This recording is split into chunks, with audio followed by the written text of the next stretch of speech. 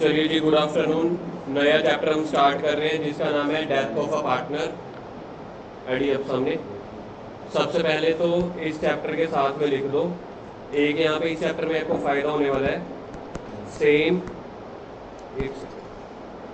70-80% same है, 70-80% same as retirement. तो जिसको रिटायरमेंट चैप्टर आता है उसके लिए ये चैप्टर ऑलरेडी 70-80% हो चुका है। जिसको रिटायरमेंट चैप्टर नहीं आता इस चैप्टर के साथ रिवाइज हो जाएगा। तो रिटायरमेंट का और डेथ का चैप्टर जो है वो 70-80% सेम है। जो 20-25% डिफरेंट है वो सिर्फ एक ही पॉइंट है वो डिफरेंट, वो भी मैं आपको बताऊंगा कौन सा। दूसरी बात कर लेते हैं, क्या ये पेपर में आता है? जी हाँ, एग्जाम में ये 5-6 मार्क्स का एग्जाम में आ जाता होता है। ये किसी क्वेश्चन के साथ इसकी चॉइस भी बन सकती है, जैसे फॉर एग्जांपल एडमिशन के साथ या फंडामेंटल वाले चैप्टर के साथ चॉइस में आ जाता है। सीबीएसई के हिसाब से बता रहा हूँ, मैं कभी भी बातें आप लोगों के स्कूल के हिसाब से करूंगा भी नहीं, ना मैं कभी करता हूँ। मेरा टारगेट होता है सीबीएसई, जो आपकी मार्कशीट बनेगी दैट्स इट। मेरे को प्री बोर्ड से कोई लेना देना नहीं है, मेरे को आपके यूनिट टेस्ट से, हाफ ईयरली से, पैटर्न के हिसाब से कोई लेना देना नहीं होता। ये जितने भी मैं आपको पैटर्न्स लिखवाता हूँ ये मैं सीबीएसई के फाइनल एग्जाम के हिसाब से लिखवाता हूँ, जो अल्टीमेटली मैटर करते हैं। स्कूल आप फॉर एग्जांपल आप स्कूल के प्री बोर्ड में कहीं पे भी फर्स्ट आ जाओ, 80 में से 80 ले लो, फाइनल में आपके 80 में से 55 आए, आपके जो गिनती में आएंगे 55 आएंगे ना। तो इसलिए आपका फोकस होना चाहिए मोर और लेस सारा का सारा फाइनल पेपरों पे। स्कूल लेवल पे किस हिसाब से पॉलिटिक्स चलती है, किस हिसाब से मार्क्स कम ज़्यादा चलते हैं, या पेपर टफ या मतलब आसान हो सकता है, वो स्कूल का अपना इंटरनल मैटर है। जबकि सीबीएसई का जो मैटर है वो फाइनल की बात करते हैं। तो 5-6 नंबर का पेपर में आने के चांसेस है ये वाला। ठीक है जी, चैप्टर सुख है, 70 से 80% रिटायरमेंट वाला है। बात कर लेते हैं बुक्स की। जो आपको स्कूल में बुक लगाई हुई है उसमें ये चैप्टर नंबर 4 है, retirement and death of partner. जो अलग बुक है वो है टीएस गरेवाल की। टीएस गरेवाल में ये वाला चैप्टर नंबर है कुछ 5 या 6, मे बी 5 है, पता नहीं 6, मेरे को याद नहीं है। मतलब उसमें ये वाले चैप्टर को अलग दे दिया। तो मैं टीएस के हिसाब से नहीं कर रहा, मैं आप लोगों के जो स्कूल में बुक लगी हुई है उसके हिसाब से कर रहा हूँ। इसलिए मैंने इसमें चैप्टर का नेम दिया 4 का ए पार्ट दे दिया जान के। अगर 4th देता फिर आपको बुक में दिक्कत होती कि 4th चैप्टर तो रिटायरमेंट है, तो मैंने यहाँ पे लिख दिया 4th ए पार्ट डेथ। पहले तो ऊपर से ये चीज़ें समझ आ गई, क्लैरिकल वाली चीज़ें, कितने नंबर का आएगा, क्या बुक्स हैं और क्या पेपर में चॉइस के साथ आ सकता है और रिटायरमेंट के जैसा है। अब यहाँ पे सबसे पहले हम देखेंगे कितने टॉपिक्स हैं। मैंने कितने सारे टॉपिक्स लिखे हुए हैं, 10। एक्चुअल में 10 कोई टॉपिक्स नहीं है, आपको सही बात बताऊँ। एक्चुअल में कोई ये 10, 11, 12 टॉपिक नहीं है, टॉपिक 1 या 2 ही है। फिर सर आपने 10 कैसे लिखा? मैंने क्या किया, इस बार पहली बार ना इनको थोड़ा सा और आसान कर दिया आपको समझने के लिए। जैसे फॉर एग्जांपल पहले हम बात कर रहे थे death of the partner. Retirement में भी पार्टनर था, बिजनेस से जा रहा था। रिटायरमेंट में कोई पार्टनर बिजनेस से जा रहा था, वो सिर्फ दुकान से जा रहा था। ये दुकान से भी जा रहा है और दुनिया से भी जा रहा है। वहाँ पे D1 था, ये D2 है। वो सिर्फ दुकान से जा रहा था, ये दुकान प्लस दुनिया दोनों से जा रहा है। लेकिन अगर हम दुकान दुनिया को छोड़ दें, दुकान से तो दोनों ही गए ना। रिटायरमेंट वाला भी दुकान छोड़ के गया था, ये वाला भी दुकान छोड़ के गया। तो इसका हिस्सा कौन बांट लेते हैं आपस में? जो बच गए, मतलब जो रिटायर हो रहा है। एक एग्जांपल ले लेते हैं, यहाँ पे एक एग्जांपल ले लेते हैं, ए बी और सी। तो जो बी है रिटायर हुआ है, चाहे उसकी मृत्यु हुई है, परलोक सिधार गया बेचारा। अब इसके पास जो हिस्सा था, अब मैं रेशियो बांट रहा हूँ 1:1:1। परसेंटेज में बताना ये क्या रेशियो बनती है। फिर एक काम करते हैं, सोखा कर देते हैं, रेशियो थी 2:1:1। अब बताना, अगर ए के पास 2/4 है तो ये अपने आप में कितना परसेंट हो गया? ये वाला और ये वाला। ये चीज समझ में आ गई? बी चला गया जी, ऊपर पहुंच गया, बी का जो हिस्सा है वो भी खत्म हो जाएगा।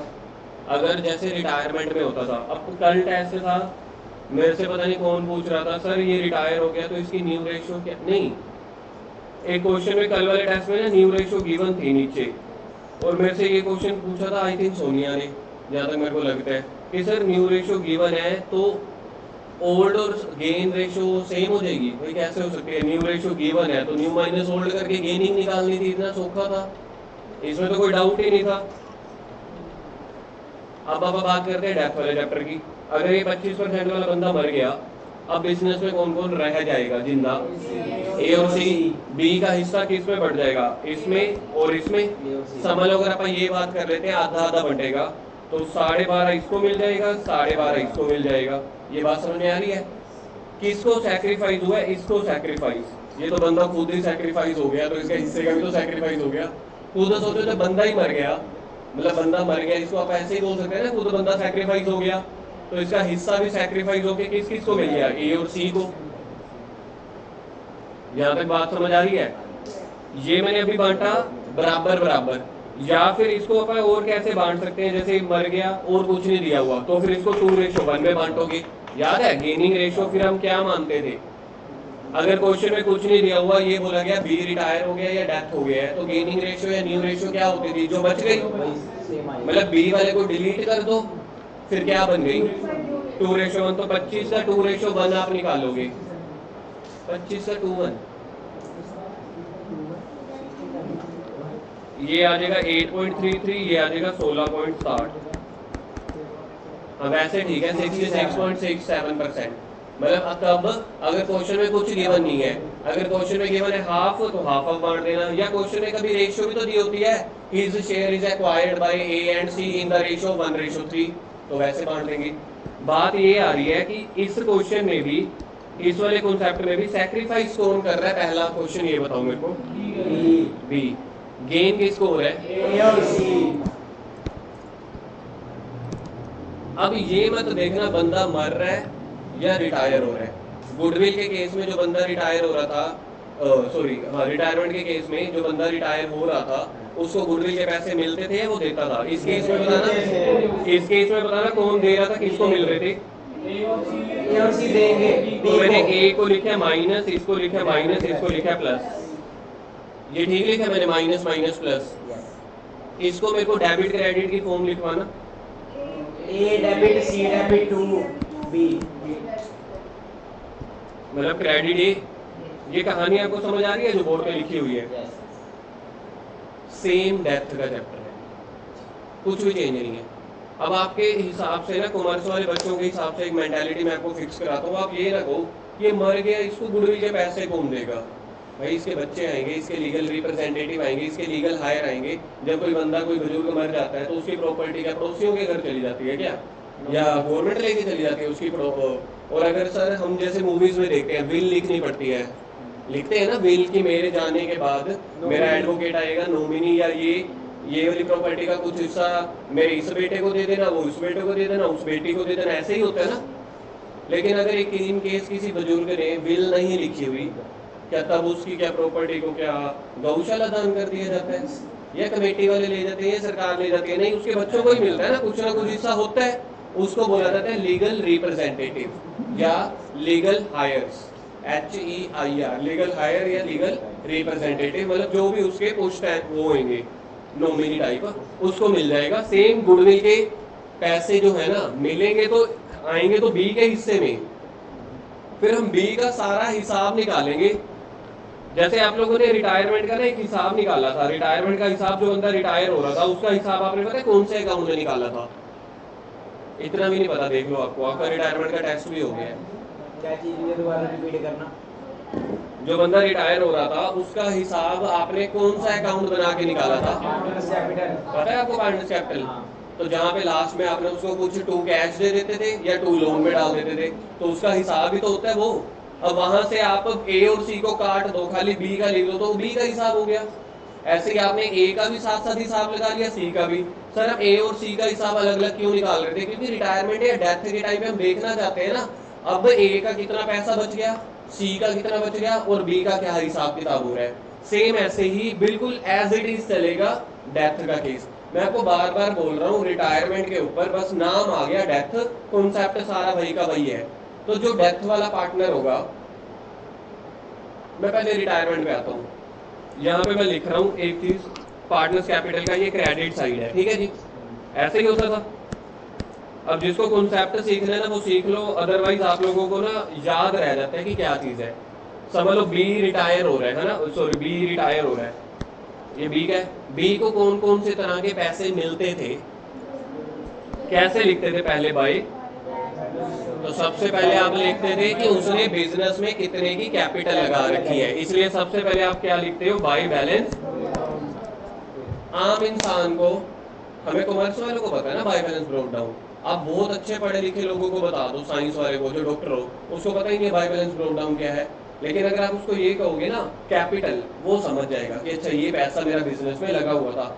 तो बाई बैलेंस ब्रोक डाउन हम तो अकाउंट्स की परंपरा को हम मान रहे होते हैं, तो नमस्कार करके सर सिखाते हैं, हमने भी सीखा था, तो आप इसको बाई बैलेंस ब्रोक डाउन लिख देते हो अकाउंट्स की लैंग्वेज में। लेकिन ये और कुछ नहीं है बेटा, ये आपकी कैपिटल है, जो पैसा आपने बिजनेस में लगा रखा था, दैट इज 5 लाख रुपए फॉर एग्जाम्पल मैंने बोल दिया। तो ये और कुछ नहीं है। लिखने के पर्पज से हमें बाय बैलेंस ब्रोक डाउन लिख देते हैं, लेकिन अगर मेरे को आम किसी भाषा आम बंदे को समझाना हो तो मैं ये क्या बोलूंगा, बाय बैलेंस ब्रोक डाउन क्या है, ये मेरी कैपिटल है। तो एक तो आप उसका जब हिसाब कर रहे हो, किसका हिसाब कर रहे हो, बी कौन है, जो रिटायर हो रहा है उसका हिसाब कर रहे हो, तो आप अपन उसके हिसाब को ना एक जगह लिख रहे हो। अब आपने कहा उसका लॉस हो गया, तो उसके लॉस को किस तरफ लिखोगे, टू वाली साइड, इस साइड लिख दिया मैंने, फॉर एग्जांपल लिख दिया 1 लाख। सर इसको 2 वाली साइड क्यों लिखा है? अगर आप एक नॉर्मली अकाउंट ना बना रहे होते तो हम यहाँ पे माइनस करके भी तो लिख सकते थे, देखना सामने माइनस करके भी तो लिख सकते हैं, बात तो एक ही है। तो उसकी नेट कैपिटल कितनी बच गई, 4 लाख। तो प्रेजेंटेशन के हिसाब से हमें अकाउंट्स ने क्या गिफ्ट दी, कहते जो पैसे उसके हिस्से के हैं वो एक तरफ लिख दो, जो पैसे उससे लेने हैं वो दूसरी तरफ लिख लो, एंड में जाके इकट्ठा टोटल कर देना। आपको ये चीज नहीं पसंद आ रही, आपने पता क्या किया, आप घर पे डायरी पे हिसाब लगा रहे हो, आपने और कुछ नहीं किया, आपने ऐसे लगा लिया, आपने हिसाब लगाया कि बी की कैपिटल के पैसे हैं 5 लाख, उससे हमने लॉस का पैसा लेना था 1 लाख। आप ऐसे स्टेटमेंट बना लो, बात तो एक ही है ना। अकाउंट्स में सिर्फ आप इतना कर रहे हो, जो उसके हिस्से के पैसे हैं वो इस हाथ में लिख दिए, जो उससे हमने लेने हैं लॉस के पैसे इस हाथ में लिख दिए। फिर आप दोनों का लास्ट में कंक्लूजन देख लेते हो कि तेरे को हमने माइनस करने के बाद कितने पैसे देने हैं। लेकिन किसी को अकाउंट बनाने नहीं आते, जो नॉन कॉमर्स वाले बंदे हैं, क्या जिनके उनके बिजनेस डूबते होंगे या उनका हिसाब करना होता होगा, क्या उनको हिसाब करना नहीं आता होगा? आता होगा। हमें हिसाब करना आता है अकाउंट्स की तरफ से प्रॉपर फॉर्मेट में, हम प्रॉपर ये प्रेजेंटेशन दिखाते हैं कि पार्टनर्स कैपिटल अकाउंट बनाओ। आम बंदा जो 3-4 बंदे रिटायरमेंट होते हैं या जो बंदे पार्टनरशिप होते हैं वो एक बंदे को निकाल देते हैं, ये बंदा निकल जाता है, क्या उनको हिसाब करना नहीं आता होगा? उनको हमसे ज्यादा आता होगा, क्योंकि उनका लाखों रुपया बिजनेस में ऑलरेडी लगा हुआ है।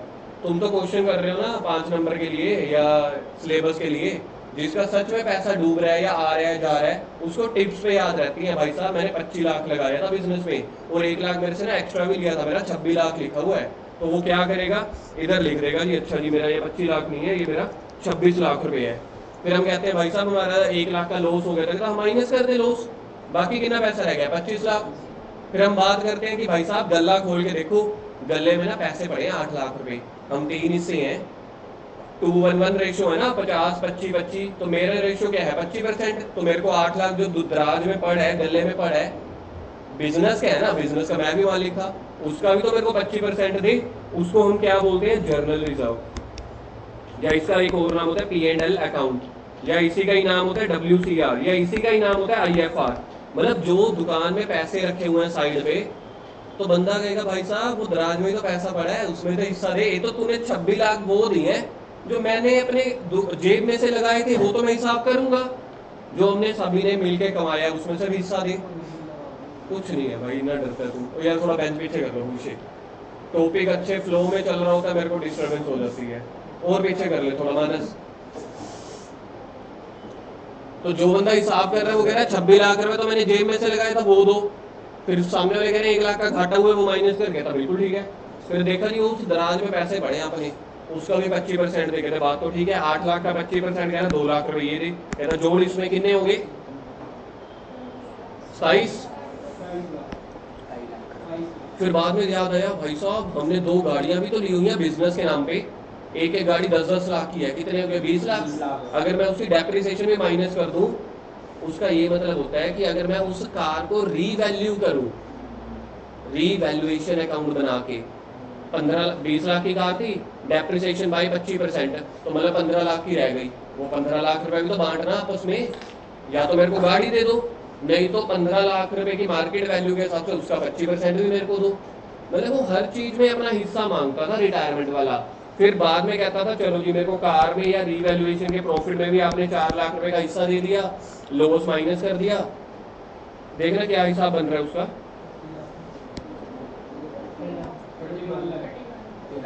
31 लाख। मैंने टोटल नहीं किया, चलो जी 31 लाख टोटल बन रहा है। वो जैसे ही जाने लगा, बाद में तरुण सर के पास आया, कहता है यार सीए साहब ये संभालो जी, मेरे को ना 31 लाख रुपए दे रहे हैं मेरी दुकान वाले, मैं रिटायर हो रहा हूँ।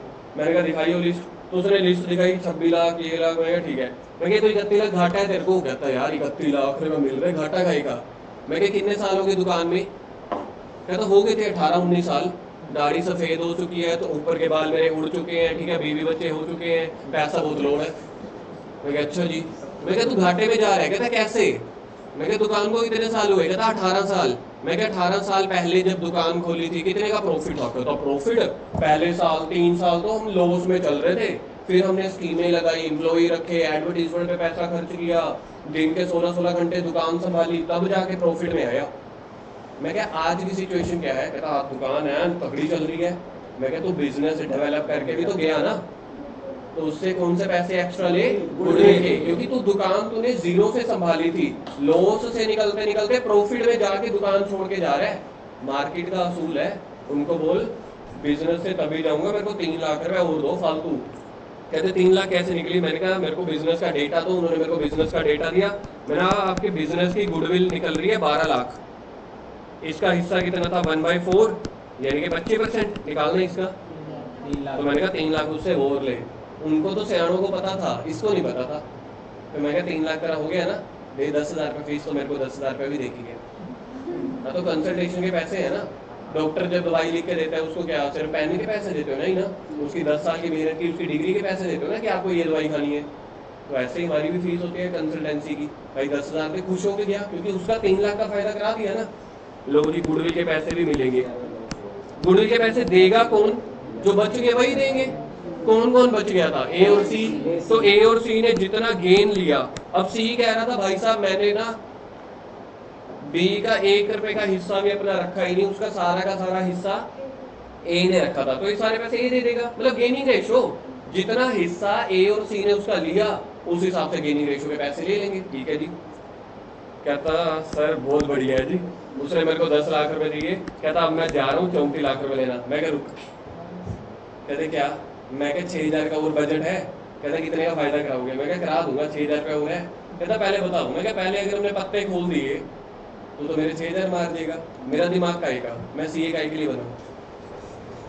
तो कहता चलो दे दूंगा। मैंने कहा नहीं 3,000 एडवांस रख। तो 3,000 उसने एडवांस रखे। मैं क्या सुन मेरी बात, रिटायर कब हो रहा है तू, या तेरी समझ लो रिटायर कब हो रहा है या डेथ कब हो रही है एक ही बात। कहता मैं रिटायर हो रहा हूँ जी 31 दिसंबर को। कब रिटायर हो रहा है? 31 मार्च। अंधा है क्या? देख तो ले, फिर सारा कॉन्सेप्ट ही वहीं का वहीं छूट जाता। अगर तू 31 मार्च बोल रहा था वो तो क्वेश्चन ही मर जाता वहीं पे ही। कब रिटायर हो रहा है? चल बस सॉरी, कब रिटायर हो रहा है? 31 दिसंबर को। साल कब शुरू हुआ था? 1 अप्रैल को। कितने महीने दुकानदारी चला के गया ये?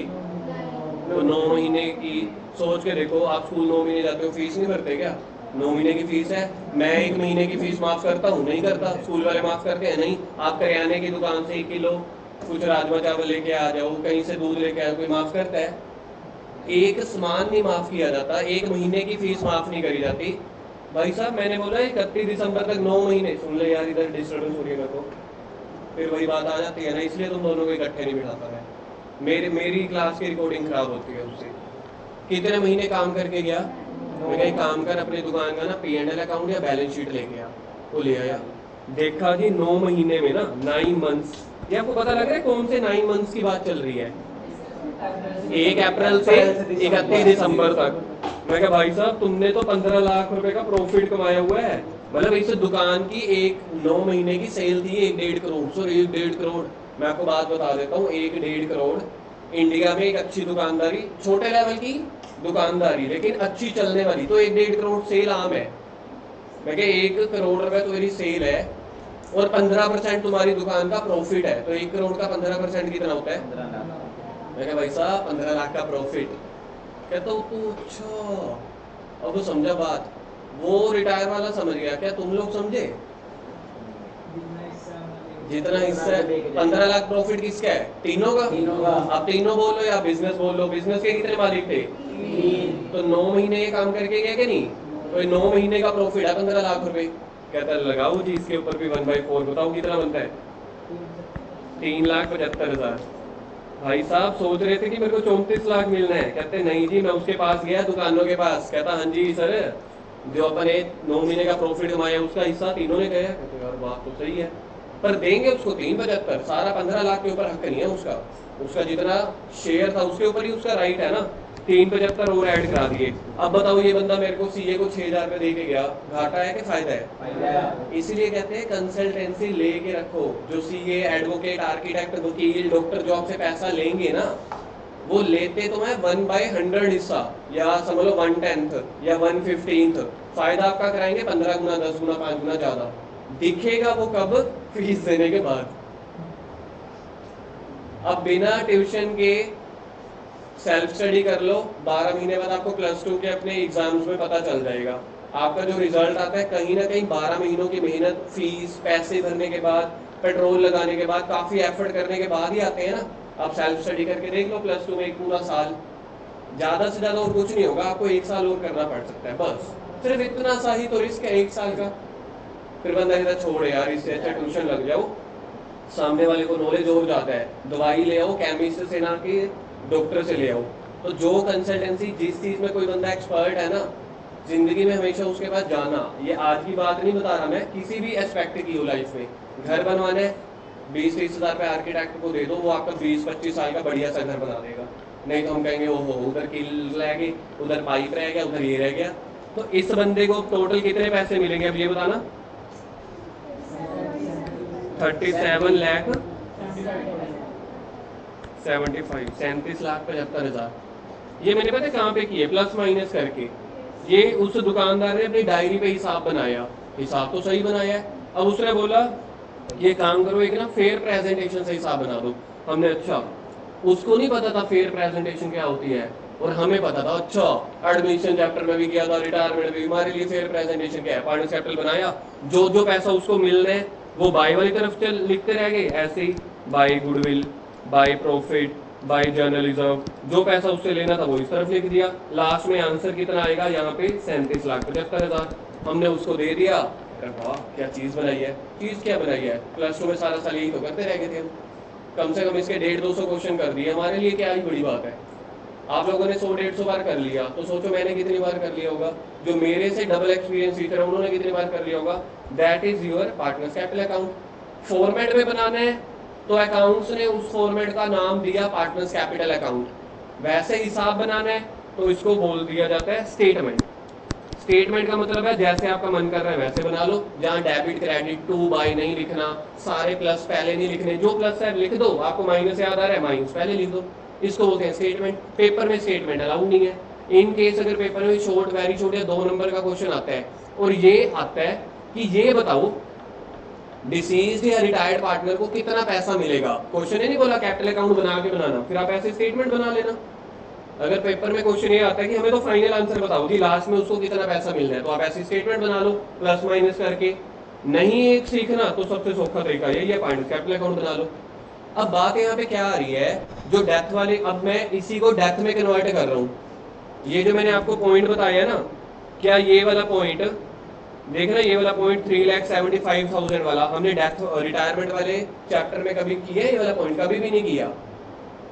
डेथ वाले चैप्टर में यही एक पॉइंट नया है। मैंने बोला 70 से 80% सेम है, जो 20% चेंज है ना वो यही पॉइंट है जहां पे मैंने अब हाथ बनाया हुआ है। ऐसे वाला हाथ नहीं है, देख ध्यान से देख। सर इसका मतलब क्या है? इसका मतलब ये है, हमने ना बी की जो मृत्यु हुई है ना, बी की जो मृत्यु हुई है, इस क्वेश्चन के हिसाब से रिटायरमेंट छोड़ दो, उसकी डेथ पे आ जाओ। कब डेथ हुई है उसकी? 31 दिसंबर को। सर फिर बी, अगर बी की डेथ हो गई है तो वो पैसे मांगने कैसे जाएगा? वो तो ऊपर गया। अब या तो दूसरे दो जनों को बुलाएगा, भाई साहब तुम भी ऊपर आओ, हिसाब करते हैं। बीवी बच्चे और आप लोगों ने हमेशा सुना है खाली हाथ आए थे खाली हाथ जाएंगे, है ना? तो ऊपर जाके तो कुछ नहीं है। तो इसका मतलब ये है, ये बी का जो आगे नॉमिनी होगा ना, बी का आगे नॉमिनी होगा, जिसको अकाउंट्स में नॉमिनी नहीं बोला जाएगा, अपने क्वेश्चन में एग्जीक्यूटर बोला जाएगा। या तो इसको बोला जाएगा एग्जीक्यूटर, या इसका दूसरा नाम पेपर में क्या आएगा? लीगल रिप्रेजेंटेटिव, या इसका तीसरा नेम आएगा लीगल हायर। ये वाले दो नाम तब लिखने हैं अगर क्वेश्चन में गिवन हो, नहीं तो आपने ये लेके चलना है पार्टनर्स एग्जीक्यूटर अकाउंट। तो ये उसका एग्जीक्यूटर आया सारा हिसाब करने, तो उसके एग्जीक्यूटर को पैसे देने हैं। अब बात आती है उसी नए पॉइंट को, प्रॉफिट को लेके, जो प्रॉफिट के पैसे एक्स्ट्रा नहीं लेके जा रहा था वो। सर ये वाला पॉइंट हमें पता कब लगेगा कि वो 31 दिसंबर को उसकी डेथ हुई है। अब मैंने तो 31 दिसंबर ले लिया, ये आपको हर क्वेश्चन में उसकी डेथ की डेट गिवन होगी। सर इससे तुम्हारी एक कैलकुलेशन और बढ़ गई, अब हमें उसका भी हिस्सा निकालना पड़ेगा प्रॉफिट का। रिटायरमेंट वाले में ये वाला पॉइंट था ही नहीं, कभी हमने रिटायरमेंट वाले में ये पॉइंट पढ़ा कि वो रिटायर हो रहा है 12 जून को, 31 दिसंबर को रिटायर हो रहा है, हम हिसाब कर लेते थे। लेकिन प्रैक्टिकल लाइफ में रिटायर की डेट भी तो होगी कुछ, या डेथ की डेट गिवन होगी। तो हमारी बुक के सिलेबस में रिटायरमेंट की डेट का कोई ज्यादा रोल नहीं है, लेकिन डेथ वाले चैप्टर में डेट का रोल है। कभी वो मर रहा है 31 दिसंबर को, तब तुमने बोल लिया 9 महीने। अब मैं बोल रहा हूँ 23 सितंबर को मरा, कितने महीने हो गए? 6 महीने, बिल्कुल ठीक है। अगला मैंने आपको बोला जी 15 जून को मरा, अब बताओ अप्रैल मई 2.5 महीने। अगर 12 जून को मरा तो सुन तो सही आगे। 15 जून को मरा, अब मैंने इसको ये बोला 27 जून को मरा। लो जी कर लो बात, अब बताओ डेज काउंट हो जाएंगे, डेज काउंट हो जाएंगे। तब आपको डेज काउंट करने पड़ेंगे, जब तक महीना पूरा ना हो या आधा ना हो। बस एक आधा महीना या पूरे महीने को 0.5 या पूरा ले लेना, अदरवाइज आपको डेज निकालने पड़ेंगे। अब देखो आप लोग मेरे को डेज बताओगे, 15 बच्चे बैठे हैं, कम से कम 5 आंसर आएंगे। बताना 27 जून तक कितने दिन हो गए? यहाँ पे आप लोगों ने जैसे मेरे को बताया ना 2.5 महीने 6 महीने, तो मैं कह रहा हूँ कितने दिन हो गए? एक आंसर आया 88 डेज। और कोई?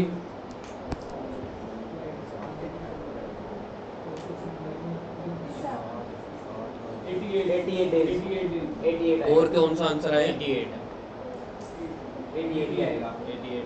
88 डेज कैसे आए थे? मई में पहले मई में क्यों आ गए? पहले अप्रैल में जाओ ना। इधर देखो अप्रैल में कितने दिन होते हैं? 30। मई में फिर कितने होंगे? बस 27वां जून का। सर वो अगर 27 तारीख को सुबह सुबह 9 बजे मर गया वो शटर खोलने से पहले, फिर उस दिन के पैसे देंगे? तो यहाँ पे टाइमिंग का कोई रोल नहीं है। तो आप लोगों ने ये सोच रहे हैं ये दुकान एक शटर बंद करते हुए मरा था।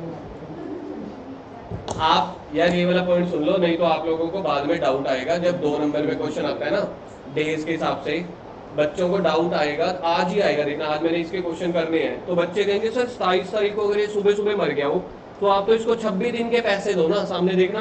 तो आप लोगों ने ये अज्यूम करके चलना है कि ये मरा कब था? पैसा कमाने के बाद, उस दिन का पैसा कमा गया था।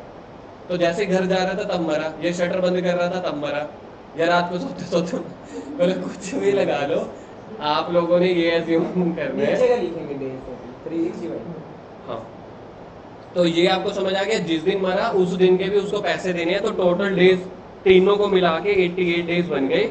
समझ लो हमारा उस क्वेश्चन में कितने लाख का प्रॉफिट था? 15 लाख का। 15 लाख रुपए का प्रॉफिट था। नहीं 15 लाख का नहीं, ऐसे नहीं, प्रॉफिट 15 लाख का था। तो उतने दिनों का था ना, 9 महीने का था वो। तो ये ठीक हो गया। मैं एक बार के लिए ऐसे मान लेता हूँ कि 20 लाख का हो जाएगा। नहीं 12 महीने का। हमें ना इस साल प्रॉफिट ही गिवन नहीं है। अब कैसे एज्यूम करेंगे? प्रॉफिट एज्यूम करेंगे ना कुछ। तो पैसा तो कमाया, तो मैं देखूंगा पिछले साल कितना प्रॉफिट कमाया था। अगर मेरे को क्वेश्चन में कुछ गिवन ना हो ना, तो मैं क्या देखूंगा? पिछले साल कितना प्रॉफिट कमाया था। तो मैंने देखा जी पिछले साल हमने प्रॉफिट कमाया था 20 लाख। ये पूरे साल का प्रॉफिट है। आपने कितने दिन का कैलकुलेट करना है, नवनूर सामने देखो, आपने कितने दिन का कैलकुलेट करना है, 88 डेज का। ये मेरे को पिछले साल का लास्ट ईयर का प्रॉफिट पता लग गया, तो मैंने ये अज्यूम कर लिया जब पिछले साल 20 लाख कमाया था, इस साल भी 20 लाख कमाएंगे। ये तो पूरे 365 दिनों का है ना। ये बंदा जो मर गया कितने दिन दुकान में काम कर गया, 88 तो 88 डेज का निकालो। अब ये 88 डेज का प्रॉफिट तो पूरे बिजनेस का है, क्योंकि 20 लाख प्रॉफिट पूरे बिजनेस का था। अब मैंने 20 लाख इंटू 88 कर लिया, पूरे बिजनेस का 88 दिनों का प्रॉफिट, लास्ट में उसके शेयर से मल्टीप्लाई कर दूंगा। ये तो देखा जाए पूरे बिजनेस का प्रॉफिट है ना बेटा। 88 दिनों का पूरे बिजनेस ने क्या प्रॉफिट कमाया, 20 लाख इंटू 88 डिवाइडेड बाई 365, ये तो तीनों का हिस्सा है, उसके हिस्से से मल्टीप्लाई कर दो। क्या यहाँ तक कहानी समझ आती है? तो पेपर में आपका जो इस चैप्टर में नया पॉइंट है ना, जो मैंने बोला 20-25%, वो यही है। अगर मैं 25% की प्रोबेबिलिटी मान के चलता हूँ, सुन लो मेरी बात, 25% की प्रोबेबिलिटी मान के चलता हूँ, 20% मैंने आपको सिखा भी दिया, 95% आपका चैप्टर के कॉन्सेप्ट हो चुके हैं, बाकी 5% अगले 6-7 मिनट में खत्म हो जाएंगे। चले जी, यहाँ तक समझ आया? क्या नया पॉइंट था? स्टार्टिंग में मैंने कितना लिखवाया था जी, पहले तो इस पे आ जाओ ताकि आपको डेटा भी समझ आता चला जाए। मैंने कितना लिखवाया, 70 to 80% सेम। अब मैं यहाँ पे एक फिगर ले रहा हूँ, 75% सेम है, ठीक है जी, मैंने 75% सेम मान लिया। नया पॉइंट क्या था, टॉपिक्स टू बी कवर्ड में ढूंढना कौन सा नया पॉइंट है, ये वाला। बाकी सारा कुछ सेम है यार, यही वाला नया पॉइंट था।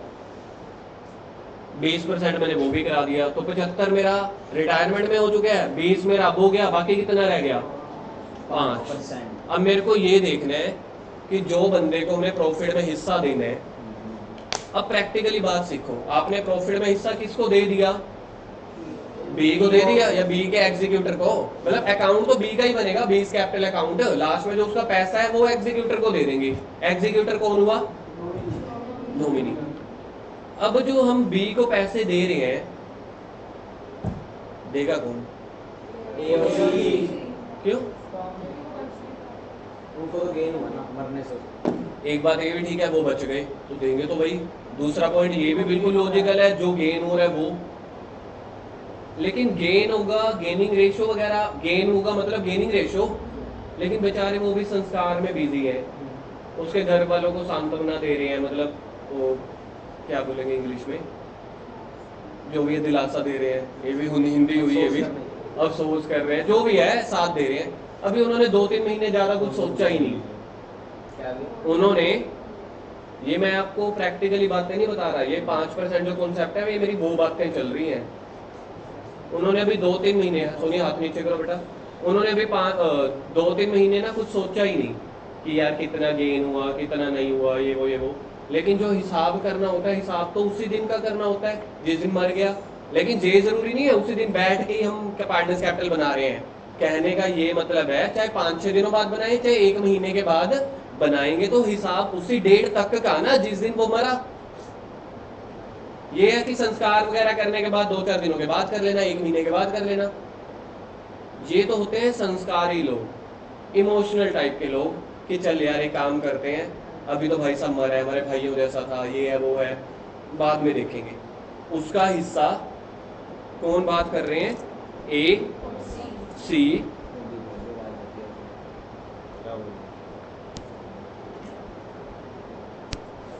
ए और सी आपस में बात कर रहे हैं जी कि अभी तो उसकी मृत्यु हुई है, थोड़ा दिन रुक तो जो, ये है वो है, ये संस्कारी बात कर रहे हैं। तो मैंने यहाँ पे क्या लिखा, वो थोड़े संस्कारी टाइप के लोग हैं, थोड़े इमोशनल टाइप के,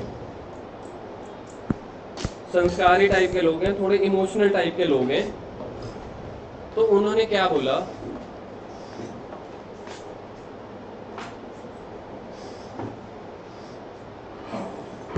उन्होंने बोला कि यार अभी रुक जाओ, अभी कुछ नहीं करते, अभी हम अपनी रेशियो को बिल्कुल चेंज नहीं करते, थोड़ा सा दुख बह तो लेने दो, है ना, थोड़ा सा स्पोर्ट हो जाए, ये है वो है। तो पहला केस ये है कि वो लोग क्या हैं, संस्कारी लोग हैं। अब संस्कारी लोग हैं, हिसाब मैंने अभी आपको बताया, हिसाब तो तब तक का करना है जिस दिन पे वो मर रहे हैं। जिस दिन मर रहे हैं उसी दिन तक का हिसाब करेंगे ना कि तू कितने दिन दुकान में आया था, तेरे उसके उतने दिन का हम प्रॉफिट दे देंगे। जैसे हमारे क्वेश्चन में कितने दिन निकले थे 88 डेज, या पहले निकले थे 9 महीने। तो जो भी केस होएगा वो क्वेश्चन के हिसाब से होगा। तो पहला केस ये है कि वो लोग ना संस्कारी थे, थोड़े इमोशनल थे। सर इसको अपन अकाउंट्स में तो नहीं कह सकते कि संस्कार, ये तो नहीं दिया होगा कि they are emotional, they are संस्कारी है कुछ। अकाउंट्स में उसका क्या दिया होगा, अकाउंट्स में दिया होगा नो PSR चेंज, वो भी अपनी रेशियो को चेंज नहीं कर रहे। वो कह रहे हैं यार थोड़ा टाइम निकल जाए, बाद में देखेंगे यार, अच्छा सा नहीं लगता है ना। तो जब PSR चेंज नहीं कर रहे लेकिन हम प्रॉफिट में हिस्सा तो दे रहे हैं। किसको प्रॉफिट में हिस्सा दे रहे हैं? रिटायर, वो डेथ वाले को, जिसको बोला जाता है डिसीज्ड पार्टनर, जिसकी मृत्यु हो गई, जो सफर कर गया, उसको बोलते हैं डिसीज्ड पार्टनर। तो उसके पैसे भरेगा कौन? आप लोगों ने बताया A और C भरेंगे, लेकिन अभी A और C, भव्या ने बताया था A और C कैसे कैसे बांटेंगे, गेनिंग रेशियो में। यार जब आपने न्यू रेशियो ही नहीं बनाई, PSR चेंज ही नहीं की, जब आपने न्यू PSR कैलकुलेट ही नहीं की, नो न्यू PSR, आपने PSR कैलकुलेट नहीं की, नई रेशियो आपके पास है नहीं, तो आप न्यू माइनस ओल्ड गेनिंग निकाल नहीं सकते। तो इस केस में आपको क्या करना पड़ेगा? अभी के लिए मेरे को पता नहीं है A कितना गेन करेगा, C कितना गेन करेगा, अभी के लिए सस्पेंस है। क्या है अभी के लिए? सस्पेंस। तो उन्होंने बोला जितना पैसा हमने B को देना है जो मर गया, उसको भी P&L सस्पेंस अकाउंट में डाल दो, P&L सस्पेंस अकाउंट डेबिट। अभी हम बिजनेस के खाते में से पे कर देंगे, तो बिजनेस के लिए खर्चा हो गया। ठीक बोला मैंने? जो B को पैसा दे रहे हैं जब वो मर रहा है, उसको भी हम बिजनेस के खाते में से पे कर देंगे। क्यों? क्योंकि अभी हमने ना न्यू रेशियो नहीं निकाली, न्यू रेशियो निकाली नहीं है तो न्यू माइनस ओल्ड करके गेनिंग निकाल नहीं सकते। अभी तक सस्पेंस में चल रहा है, तो कह रहे हैं काम कर, अभी तक बिजनेस का खर्चा दिखा दो, बिजनेस का खर्चा यानी कि बिजनेस को भी डेबिट कर दो, क्योंकि अभी तक कहानी सस्पेंस में चल रही है। तो उन्होंने नाम दे दिया P&L सस्पेंस अकाउंट दिखा दो, 2B's capital. Sir 2B's capital क्यों? B को पैसा मिलना है ना, जैसे गुडविल का पैसा मिलना है। जर्नल रिजर्व की एंट्री क्या करते हो? Journal reserve account debit to ABC। Goodwill की एंट्री क्या करते हो? A डेबिट, बोलना गुडविल की entry, C debit to B को पैसा मिल रहा है ना, तो यहाँ पे भी तो प्रॉफिट में B को हिस्सा मिल रहा है, इसलिए B की कैपिटल को क्रेडिट कर दिया। अभी पता नहीं लग रहा A कितने दे रहा है, C कितने दे रहा है, इसलिए हमने सस्पेंस अकाउंट में डाल दिया कि जो उसका 5000 का हिस्सा था फॉर एग्जांपल, P&L सस्पेंस में चला गया। ये केस नंबर 1 हो गया। ये केस नंबर 1 जब A और C संस्कारी या इमोशनल लोग हैं, ये तब होता है जो टेक्निकली उसको ये बोला जाता है जब वो अपनी रेशियो को चेंज नहीं कर रहे। जब रेशियो को चेंज ही नहीं कर रहे, न्यू रेशियो भी कह रहे हैं कि 2-4 महीने बाद देखेंगे, तो पता ही नहीं है A को कितना गेन होएगा, C को कितना, तो मैं A डेबिट C डेबिट कैसे कर सकता हूं जब मेरे को पता ही नहीं है A को कितना गेन हुआ, C को कितना, नहीं पता ना। सर दूसरा केस, बेटा दूसरे केस को हम क्या बोलेंगे? जहां पे हमने संस्कारी लिखा, तो सेकंड केस को मैं क्या लिखूंगा? बताना कोई शब्द आप लोग ही इनोवेट करो। ये संस्कारी या इमोशनल लोग थे, पापी लोग, तो कह रहे दूसरे ना पापी लोग हैं, पापी लोग। ये इसको मैं एक और नाम देता हूं,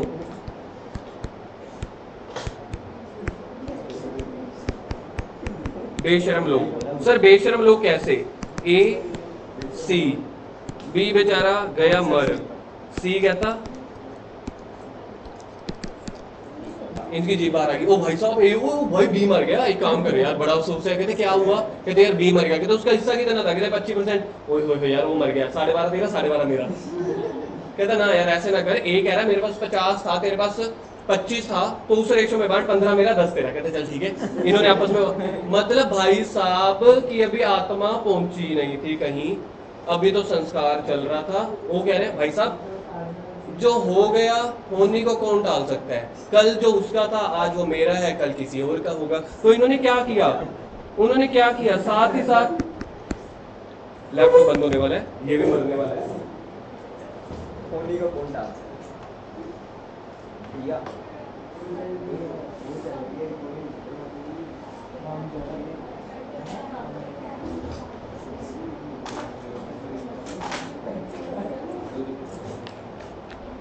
सेकंड केस में इन्होंने क्या बोला? कहते भाई साहब जिंदगी जियो तो प्रैक्टिकल हिसाब से जियो, इमोशंस में कुछ नहीं रखा।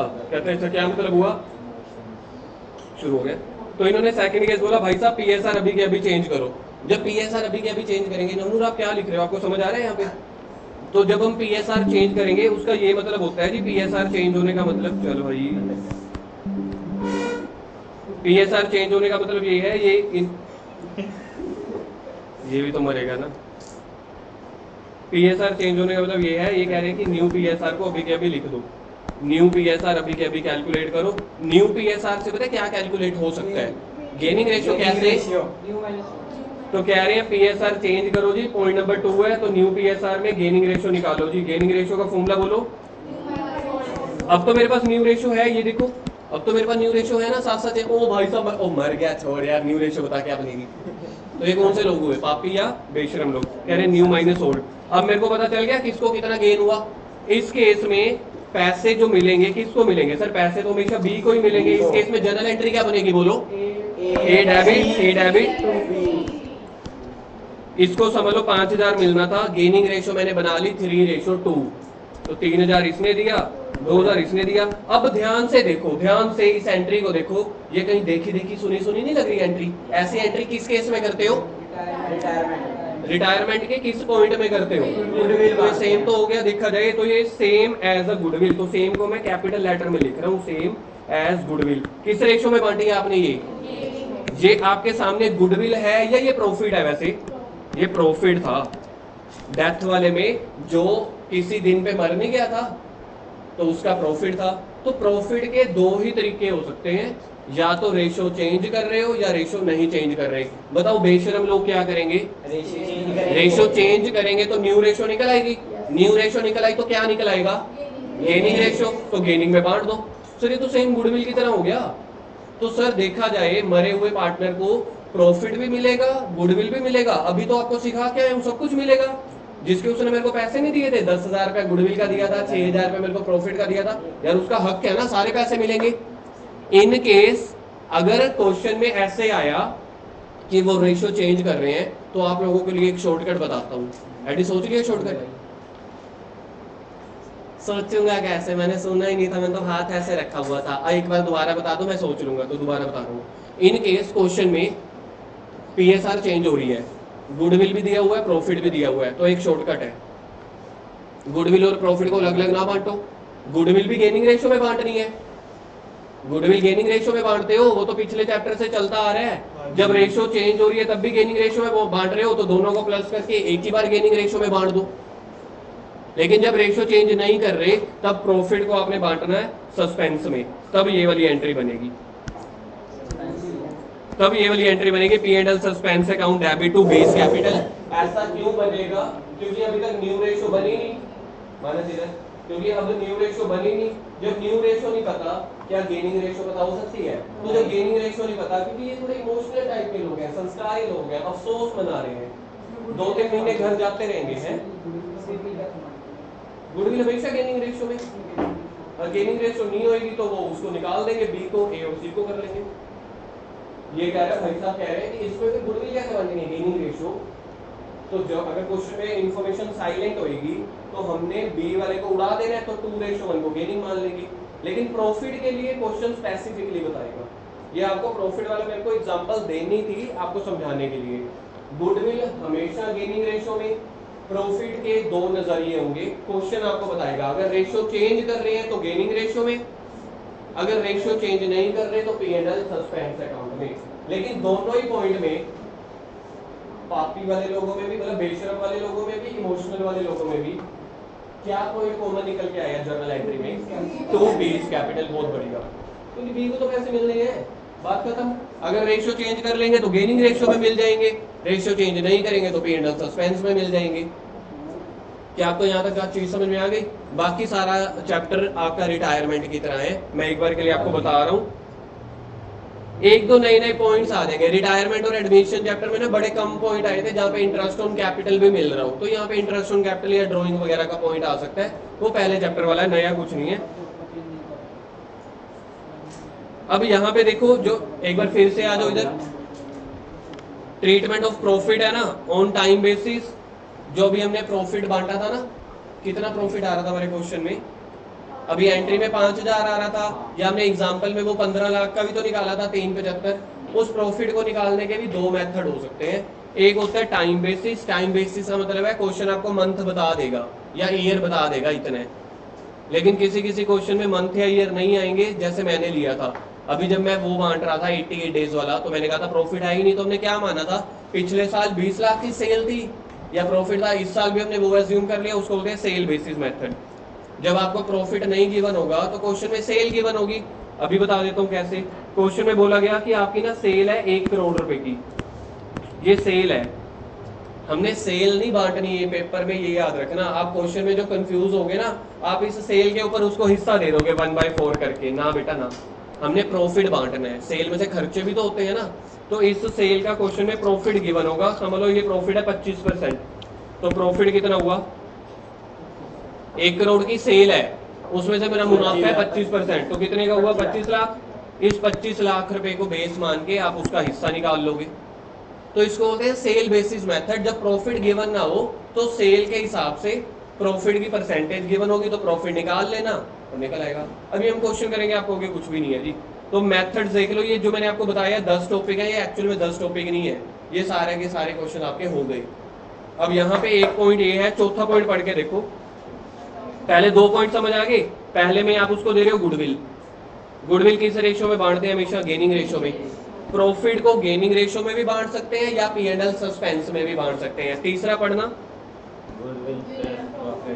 सर कर तो लिया, गुडविल भी, उसको गुडविल भी दोगे प्रॉफिट भी दोगे। चौथा पढ़ो, सर ये भी तो पॉसिबल हो सकता है उस साल बिजनेस में लॉस हुआ हो, तो लॉस हुआ उसको प्लस करने की जगह माइनस कर देना, बात खत्म।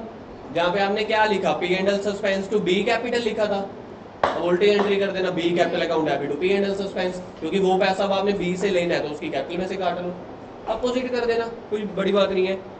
आगे लॉन्ग क्वेश्चंस में देखो, रीवैल्यूएशन का प्रॉफिट भी आएगा, गुडविल भी आएगा, प्रॉफिट भी आएगा, अगर कोई उसका इंटरेस्ट ऑन कैपिटल भी है या कोई ड्राइंग भी है, सारा कुछ आ जाएगा।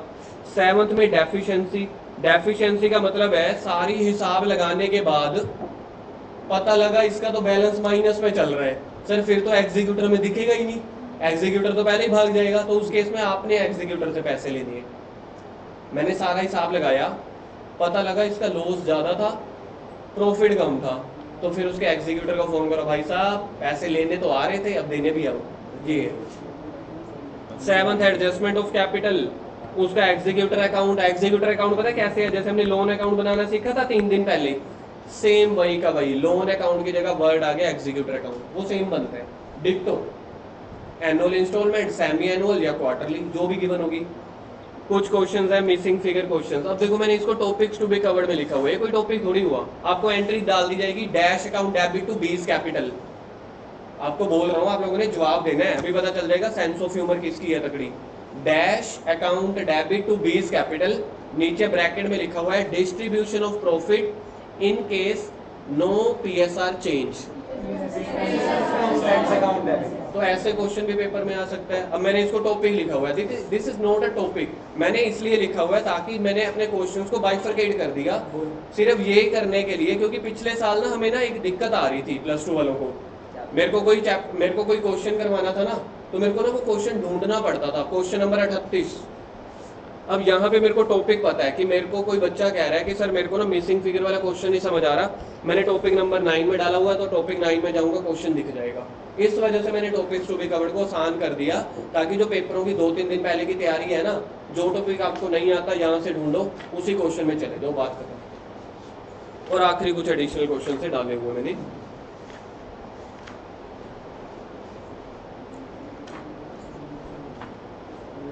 ये इसके कुछ नोट्स हैं, घर से लिखने के लिए दूंगा। छोटा सा काम एक और आसान कर रहा हूँ, सीधा नोट्स वाली कॉपी पे कर लेना, ट्यूशन वाली कॉपी पे मत करना, मतलब डबल नहीं करने, खाली नोट्स वाली कॉपी पे कर लेना, क्योंकि उसमें भी एनर्जी मेरी डाउन होती है। तूने किया 1 हफ्ते बाद चेक करूंगा, 2 दिन बाद चेक करूंगा, तो तुम लोग नोट्स वाली कॉपी में कर लेना, बात खत्म। यहाँ पे मेरे को बस ये पॉइंट सिखाने हैं। पॉइंट नंबर 2 पढ़ना है, यहाँ पे क्या है, ये नोट्स है। पहले पॉइंट में ना मैंने लिखा हुआ था इंट्रोडक्शन, मीनिंग एंड इंट्रोडक्शन, पहला और दूसरा पॉइंट पढ़ना, आपको समझ आ रहा है, सामने है स्क्रीन पे।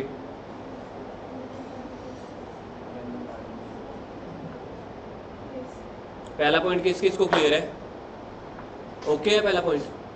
जब कोई बंदा मर जाएगा उसके अकाउंट को क्लोज करके कहाँ पे ट्रांसफर कर देना है, पॉइंट नंबर 2 पढ़ना। इफ देयर इज प्रॉफिट है तो क्रेडिट होगा, विस वर्सा का मतलब समझते हो सर? विस वर्सा नहीं होता, वाइस वर्सा होता है। मतलब पता है इसका? लॉस होएगा तो डेबिट कर देना। पॉइंट नंबर 3 पढ़ना। पॉइंट नंबर 3 सामने है।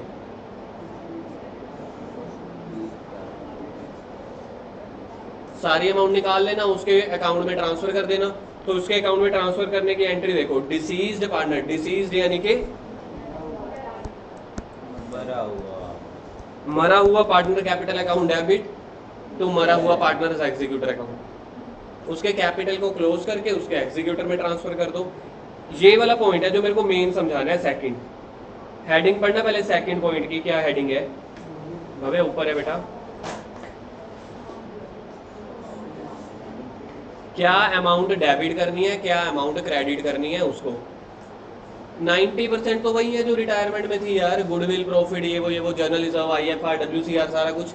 नया क्या आया? एक तो प्रॉफिट, दूसरा कई क्वेश्चन में आ जाएगा वो इंटरेस्ट ऑन कैपिटल। उसकी कैपिटल के ऊपर इंटरेस्ट मांगेगा या इंटरेस्ट ऑन ड्रॉइंग। तो ये क्रेडिट वाले अमाउंट्स हैं। देखना क्रेडिट वाले अमाउंट समझ आती है आपको? पहली ओपनिंग कैपिटल ओके है। सेकंड गुडविल, गुडविल के ब्रैकेट में देखो लिखा हुआ है गेनिंग रेशियो, ओके है। गुडविल तो हमेशा गेनिंग रेशियो में चलेगी, गुडविल को सस्पेंस में मत डाल देना। एक बार इसको मन में समाओ, 10 सेकंड के बाद पूछूंगा मैंने क्या बोला है। गुडविल को गेनिंग रेशियो में ही बांटना है, सस्पेंस अकाउंट का लेना देना नहीं है। सस्पेंस अकाउंट का लेना देना है सिर्फ प्रॉफिट से। क्या आपको समझ में आ गया? गुडविल किस में बांटनी है? Gaining ratio. एडमिशन चैप्टर में गुडविल का किस में बांटते थे? सैक्रिफाइसिंग में। एडमिशन चैप्टर में तीसरा पॉइंट पढ़ना। ये हम वो पढ़ रहे हैं कि पार्टनर्स को कौन कौन से पैसे देने हैं। मेरे को टिक लगाते चले जाओ। पहला ओके है, दूसरा ओके है, तीसरा P&L अकाउंट यानी कि वही जर्नल रिजर्व, ये वो। तीसरा और चौथा पॉइंट देखो सेम है, accumulated profits, P&L, journal reserve. पांचवा रिवैल्यूएशन प्रॉफिट क्रेडिट ही होता है सर, सारे प्रॉफिट ही तो कर रहे हैं, ओके है। पांचवा भी। सिक्स्थ को थोड़ा पिंक किया हुआ तो कुछ तो मतलब होएगा। क्या लिखा हुआ है? प्रॉफिट ड्यूरिंग द ईयर, चाहे 88 दिनों का हो चाहे 8 महीने का। ये कौन से हुए भाई? बेशरम वाले या इमोशनल वाले? अगर PSR चेंज कर रहे हैं तो गेनिंग रेशियो में। तो इमोशनल थोड़ी हुए PSR चेंज हो गए, उसकी मृत्यु हो रही है भाई साहब 10, 13, 15 मेरा। ये काहे के इमोशनल हुए? ये तो हुए प्रैक्टिकल लोग। 6वां पॉइंट क्लियर है। 7वें पॉइंट में अगर कोई उनको सैलरी कमीशन भी मिल रही हो अगर बिजनेस से, तो वो भी ऐड कर देना। डेबिट वाले देख लो एक बार, उसके अपोजिट हो गए loss of revaluation. Deferred revenue पड़ा हुआ पहले ही, goodwill appear in the balance sheet पहले ही पड़ा हुआ है। प्रॉफिट की जगह लॉस हो गया, या उन्होंने कोई ड्राइंग कर ली। ड्राइंग मतलब वो पहले ही बिजनेस से पैसा निकलवा रहे थे तो उसकी कैपिटल कम हो गई। इंटरेस्ट ऑन ड्राइंग, एडवर्टीजमेंट, कुछ भी नया नहीं है देखा जाए तो, ओके है जी। अब यहाँ पे कुछ समरी लिखवा रहा हूँ मैं। आप लोगों ने कहाँ पे टॉपिक्स भी कवर लिखा हुआ ना, बस उसमें छोटी सी एक समरी सी लिखवा देता हूँ मैं।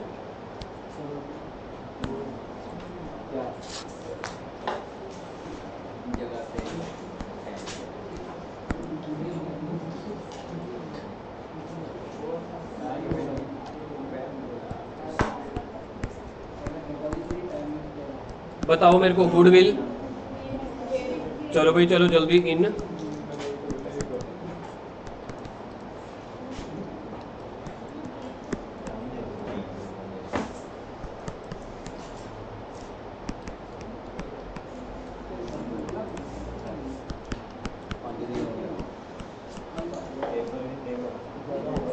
चल भाई चल जल्दी, स्लाइड चेंज होने वाली है। क्या आपको पहला पॉइंट समझ में आ गया? Goodwill in gaining ratio in all the cases. All cases मतलब चाहे रिटायरमेंट है, डेथ है, रेशियो चेंज कर रहे हैं, नहीं चेंज कर रहे, बात खत्म।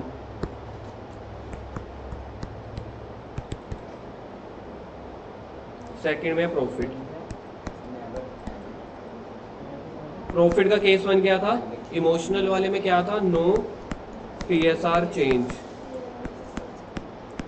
No PSR change. तो इसकी जर्नल एंट्री क्या बन रही थी?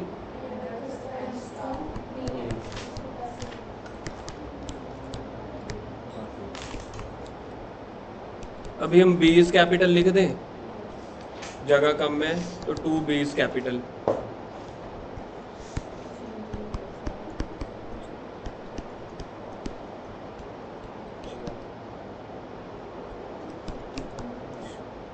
PSR चेंज है तो गेनिंग रेशियो की एंट्री बताओ।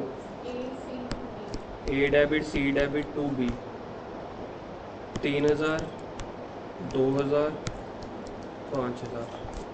क्या आपको ये समझ में आ गया? ये वाला चार्ट ओके है? इसको देखो अब ऐसी लाइन लगानी है, चाहे पीएसआर चेंज हो चाहे ना चेंज हो, टू मेथड्स, इन दोनों के ही दो मेथड्स हो सकते हैं, टू मेथड्स ऑफ प्रॉफिट,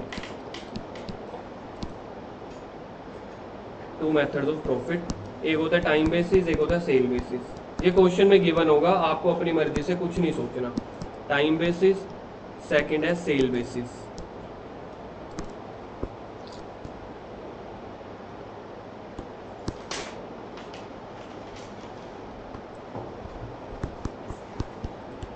और इसका फाइनल बैलेंस जो है ट्रांसफर कर देना टू एग्जीक्यूटर को। एग्जीक्यूटर को फाइनल बैलेंस ट्रांसफर कर देना है, जिसकी जर्नल एंट्री बनेगी। कैपिटल अकाउंट क्लोज कर देने, तो 20 capital account debit,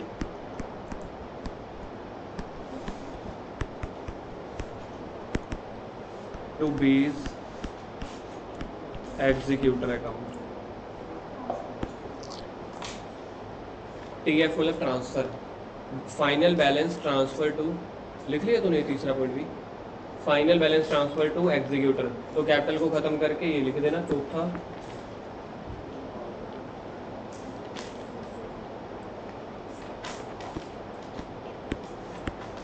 same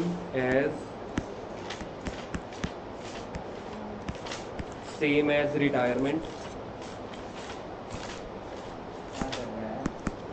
same as retirement, revaluation account. Revaluation account के ब्रैकेट में रेशियो बता सकते हो? कौन सी रेशियो में रीवैल्यूएशन अकाउंट बांटते आए हैं जिंदगी में? Old ratio.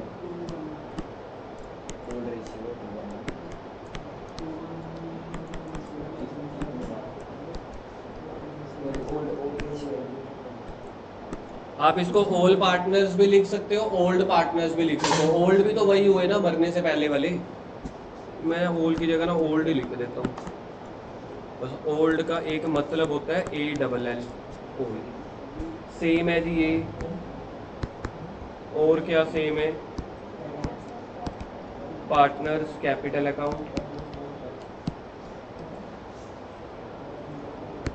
और क्या सेम है जी? बैलेंस शीट, और क्या सेम है? गेनिंग रेशियो, और क्या सेम है जी? गुडविल। ये सारा कुछ सेम एज रिटायरमेंट है, तो मेरे लिए कोई बड़ी बात नहीं है। जिसको डेथ का चैप्टर नहीं भी आता ना, रिटायरमेंट का समझ के ही कराओ यार, तब भी आपको 6 में से 3 या 4 नंबर मिल जाएंगे, क्योंकि यहाँ तो वही का वही concept.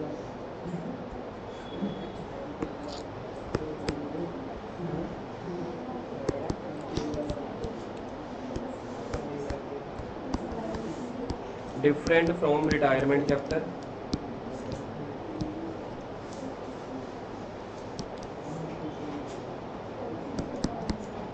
Different from retirement chapter,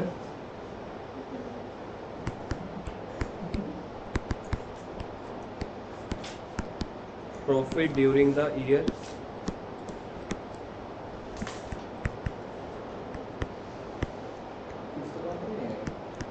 fifth है कि फोर्थ है? Till the date of his death. ये नया पॉइंट है जो पिछले पॉइंट से डिफरेंट है। अब मैं आपको सच में एक हौसला दे रहा हूँ पॉजिटिव वाला, एक्चुअल में आपका 70-80% ये चैप्टर हो गया है। अब हमें सिर्फ और सिर्फ करना है इस चैप्टर को अप्लाई कैसे करना है, प्रॉफिट कैसे गिवन होगा, उसकी लैंग्वेज क्या है। अगर मैं सिर्फ प्रॉफिट के पॉइंट को छोड़ दूँ ना, ठीक है, अब प्रॉफिट का पेपर में सिंगल क्वेश्चन भी आता है, मतलब एक पैराग्राफ आएगा सिर्फ प्रॉफिट के बारे में, तो वो हमें सोल्व करना आना चाहिए। अब हमारी एप्लीकेशन बच गई। एप्लीकेशन का मतलब होता है क्वेश्चन सोल्व करना, उसको बोलते हैं अकाउंट्स में या टेक्निकल भाषा में एप्लीकेशन। तो हमारा थ्योरेटिकल प्रैक्टिकल सब हो गया, कॉन्सेप्ट हो गया, अब हमने एप्लीकेशन करना है। एप्लीकेशन है वो क्वेश्चन को अप्लाई कैसे करना है। छोटे जो क्वेश्चंस होंगे सिर्फ प्रॉफिट वाले, वो चीज़ अभी आपको सिर्फ समझ नहीं आएगी लैंग्वेज। अब अगर मैं आपको कोई एक बड़ा क्वेश्चन भी दे दूँ ना, आप मोर देन 80% सोल्व कर दोगे, क्योंकि सेम रिटायरमेंट की तरह है। ये देखो, अगर मैं आपको बड़ा क्वेश्चन दे देता हूँ, लॉन्ग क्वेश्चन, रीवैल्यूएशन सेम है, बना लोगे, कोई फर्क नहीं है। पार्टनर्स कैपिटल बना दोगे, पार्टनर्स कैपिटल का आंसर नहीं आएगा सिर्फ प्रॉफिट की वजह से, पर बाकी सारा तो ओके है ना, बैलेंस शीट भी बाकी सारी ओके है। इसलिए मेरे को करवाने हैं छोटे क्वेश्चंस प्रॉफिट वाले। क्वेश्चन नंबर 1 पे आ जाओ।